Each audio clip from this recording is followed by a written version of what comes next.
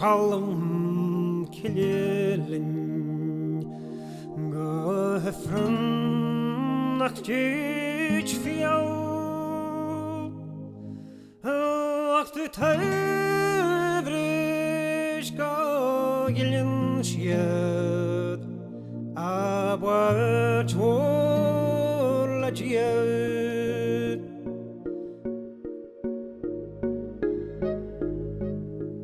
An seala mo hiú tan monasteir bag a thug Manas O'Donnell an nanar de chalam ceile. Tá sin taras chalam ceile, is stíon sa monasteir buine tú dead dahaid brag, gus dearan tú dahaid páidir a stíon sin. Agus an sin leanan tú a ré go dtí gine tú na 7 station, agus críochnan sin hís a Neckin Valley War a net tú bhfuil tobar chalam ceile.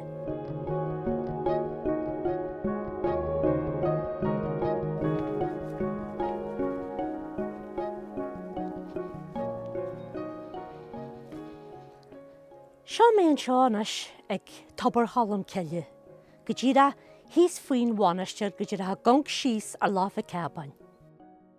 Seo taras a bhar a seart a net ó bhfuil taras chalam ceile a bhís an seo ar an líhiú le de bhí bhíhiú a an bbliain.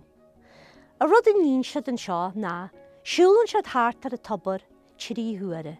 Deir siad na páidirethe, agus an sin tíos agus tógann siad a tuisce, agus caithfidh siad a rud céarna dhéanú sula dógadh siad bodealaile. Seo tobar a bhí tóirteannisce don dún ar dús, da bhainisteir chalam ceile agus ar nóia don bhainisteir a thug Manas O'Donnell blianta na dhé sin, agus cháirtear chalam ceile agus sinna tíidear siad ggóil dhéas an san lisce sa tobar.